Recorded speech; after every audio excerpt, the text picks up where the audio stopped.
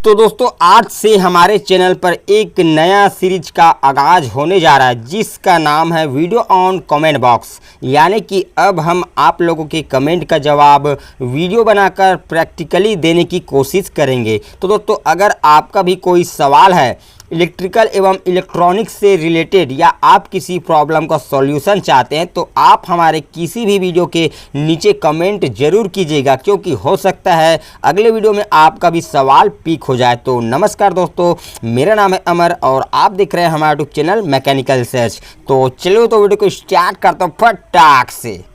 तो दोस्तों हमारे चैनल पर वीडियो ऑन कमेंट बॉक्स का यह पहला एपिसोड है, ठीक है। तो यहाँ पर हमारा आज का टॉपिक है कूलर। तो हम कूलर के विषय में कुछ कमेंट लिए जिसका हम आपको सॉल्यूशन बताएंगे।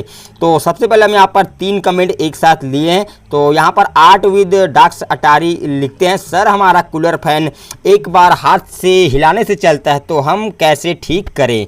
अब इसके बाद अगला कमेंट यहाँ पर हमने लिया है रतन सिंह राजपुरोहित का। इन्होंने लिखा है हाथ से रोज पंखे को घुमाना पड़ता है तब चालू होता है कूलर, क्या प्रॉब्लम है। तो इसके बाद यहाँ पर तीसरा कमेंट हमने लिया है कमलेश मीनक जी का।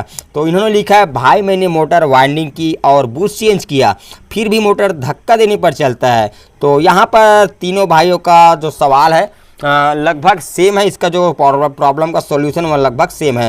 तो इस कंडीशन के मैं आपको बता दूं कि अगर आपका कूलर फैन धक्का देने पर चलता है तो यहाँ पर 90% चांस होता है कि इसका जो कैपेसिटर होता है वह वीक हो गया होता है या ख़राब हो चुका होता है। तो इस कंडीशन में आपको क्या करना है, इसका जो कैपेसिटर होता है उसे आपको चेंज कर देना है। ऐसा करने से आपका जो फैन का प्रॉब्लम है सॉल्व हो जाएगा।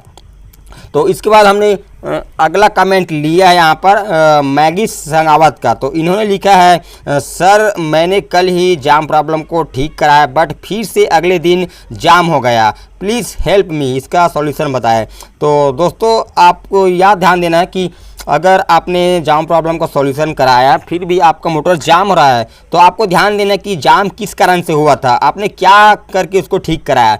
तो जैसे कि अगर आपका बूस्ट सॉफ्ट चेंज नहीं कराए होंगे तो आप बूस्ट और सॉफ्ट को देखें कि ख़राब है कि नहीं। अगर ख़राब होगा तो आप चेंज कर लीजिए, ठीक है, इसका प्रॉब्लम सॉल्व हो जाएगा। अगर आपने बूस्ट सॉफ्ट भी चेंज करा लिया है, इसमें ऑयल भी अच्छे से दे दिया है, फिर भी इसमें जाम प्रॉब्लम आ रहा है तो यहाँ पर हो सकता है इसका फिटिंग सही तरीके से ना करने के कारण ऐसा प्रॉब्लम आ रहा होगा। क्योंकि फिटिंग ऐसा एक चीज़ है कि सभी चीज़ सही रहते हुए भी फिटिंग सही तरीके ना करने से मोटर जाम प्रॉब्लम होता है, हीटिंग प्रॉब्लम होता है। तो आपको क्या करना है, मोटर को फिट करते वक्त आपको नट को हाथों से ही टाइट करना है। उसके बाद आपको सेट करना है।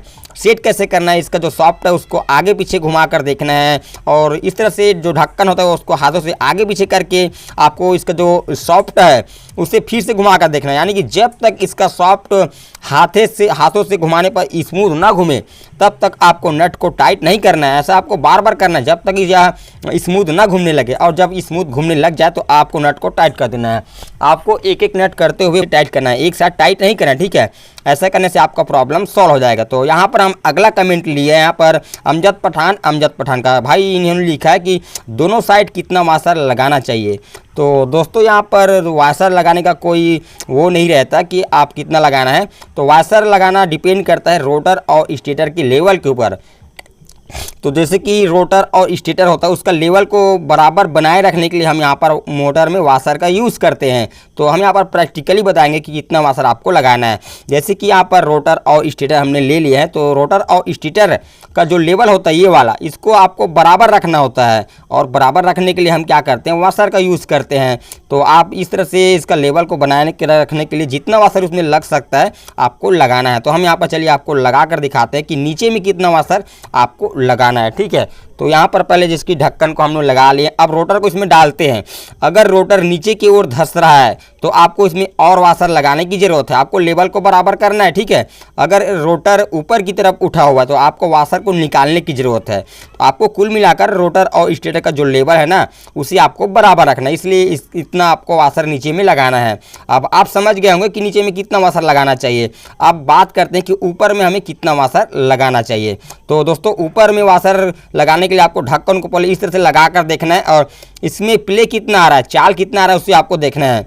जैसे कि आप देख सकते हैं इसमें ज़्यादा चाल आ रहा है, लगभग कुछ सेंटीमीटर ज़्यादा ही आ रहा है। तो आपको क्या करना है, माचिस का जो तीली होता है उसका जो मोटाई होता है उतना ही आपको चाल रखना है। अगर इसमें चाल ज़्यादा आ रहा है तो आपको इसमें वाशर लगाना है, आपको उतना वाशर लगाना है कि माचिस की तीली की मोटाई इतना इसमें गैप रहे। तो इतना आपको मोटर में वाशर लगाने की ज़रूरत पड़ता है।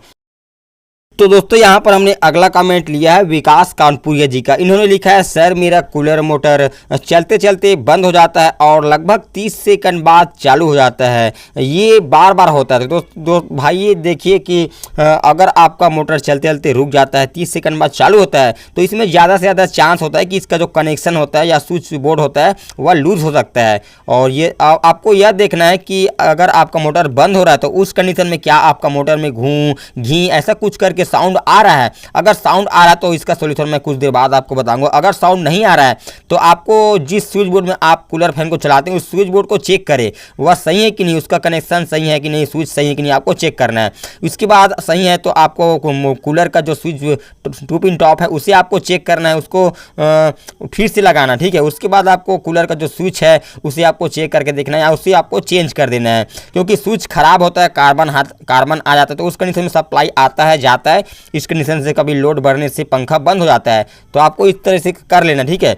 और यदि आपका कूलर बंद होने के समय उसमें घूं करके साउंड आ रहा है तो यहाँ पर फॉल्ट हो सकता है कि आपका मोटर का जो रनिंग और स्टार्टिंग कॉइल का तार है आपस में चिपक रहा होगा, शॉर्ट हो रहा होगा समय समय में।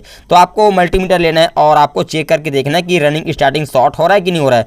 तो जैसे कि यहाँ पर 2 ब्लैक वायर है वह किसी भी एक कॉइल का तार है और रेड वाली वायर है वह किसी भी एक कॉइल का तार है, यानी कि अलग अलग कॉइल का है, रनिंग का हो सकता है स्टार्टिंग का हो सकता है, ठीक है।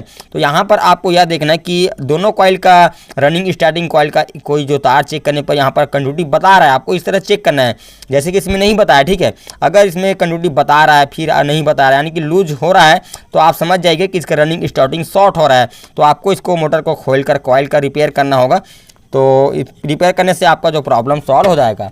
अब इसके बाद दोस्तों हमने यहाँ पर अगला कमेंट लिया है द इनक्रेडिबल का। इन्होंने लिखा है सर कूलर का स्पीड कम ज़्यादा हो रहा है, अपने आप क्या करना पड़ेगा। तो भाई आपको ध्यान देना कि अगर आपका कूलर का स्पीड कम ज़्यादा अपने आप हो रहा है तो यहाँ पर चांस ज़्यादा है कि आपका घर का जो वोल्टेज है वह अप डाउन हो रहा होगा, कम ज़्यादा हो रहा है। इसलिए आपको वोल्टेज चेक करना है अपने घर का कि कितना आ रहा है। जैसे कि 200 से 240 वोल्ट आता है अपने घरों में, ठीक है।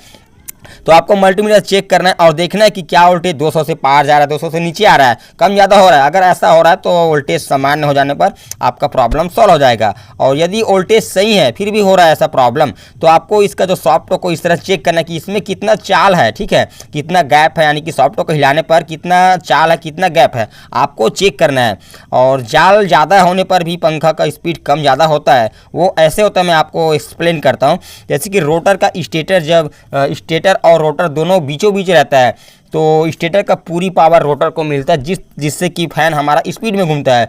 और गैप ज़्यादा होने के कारण क्या होता है कि चलते चलते रोटर पीछे खिसक जाता है, कभी आगे खिसक जाता है, जिससे कि स्टेटर का पूरी पावर रोटर को नहीं मिल पाता तो हमारा पंखा स्पीड कम हो जाता है। तो आपको इस तरह से चेक करना, ठीक है। और यदि आपका जो सॉफ्ट का चाल सही है फिर भी ऐसा प्रॉब्लम आ रहा तो यहाँ पर हो सकता है रनिंग और स्टार्टिंग कॉइल का तार आपस में शॉर्ट हो रहा होगा, कभी शॉर्ट होता है कभी नहीं होता है, ऐसा प्रॉब्लम हो रहा है। तो जैसे कि मैं आपको कुछ देर पहले बताया रनिंग स्टार्टिंग को चेक करना है, ऐसे आप चेक करके उसको प्रॉब्लम को सॉल्व कर सकते हैं। तो दोस्तों इस वीडियो में इतना ही, और आप वीडियो के नीचे कमेंट जरूर कीजिएगा, अगले वीडियो में आपका भी कमेंट पिक हो सकता है।